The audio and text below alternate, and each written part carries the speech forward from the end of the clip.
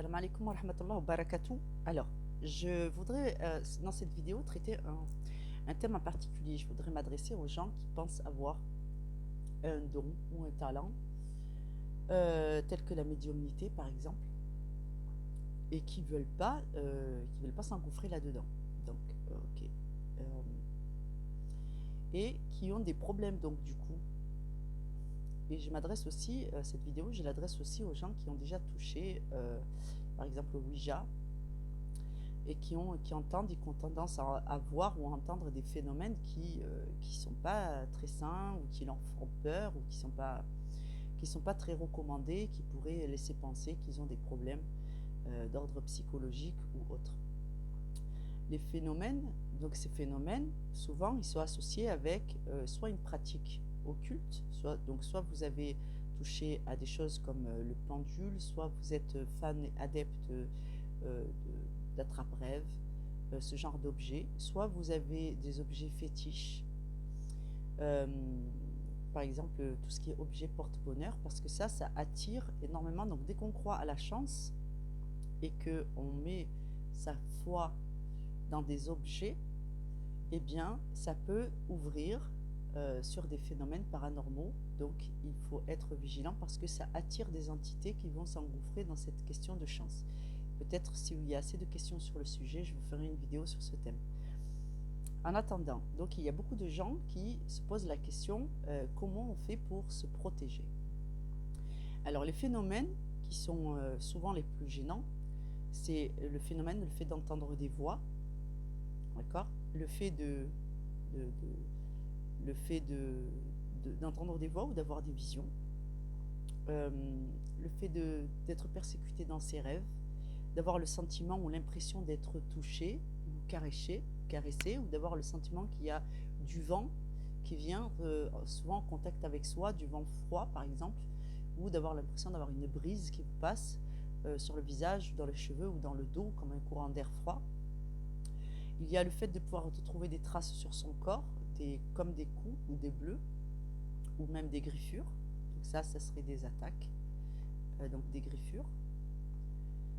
Et donc le sentiment d'être persécuté, de devenir un peu parano, associé avec des phénomènes de choses qui tombent dans la maison, par exemple, ou des bruits, des portes qui claquent ou qui grincent, des toc-toc sur les murs ou sur les fenêtres, ou des choses qui tombent des armoires ou des étagères, et qui sont associés donc les uns aux autres, et des fois c'est des phénomènes isolés. Alors quand ça peut commencer de façon isolée, mais la question qui revient souvent, c'est quand je pense que j'ai un don, je commence à avoir ce type de phénomène que je ne peux pas contrôler, et des fois je suis assaillie par des émotions qui ne me correspondent pas, au moment, des impressions de déjà-vu, des visions qui sont soit effrayantes, soit qui vont me marquer, c'est-à-dire qui vont occuper mon esprit et qui vont générer chez moi des doutes et des angoisses et beaucoup de questionnements, et qui sont souvent indépendantes de ce que je vis au moment présent. Par exemple, ça peut se produire au travail, ça peut se produire quand je suis avec mon amoureux, ça peut se produire quand je suis avec mes enfants ou lors d'une réunion, et c'est pas moi qui contrôle ces choses-là. Alors, la question, c'est comment on se protège.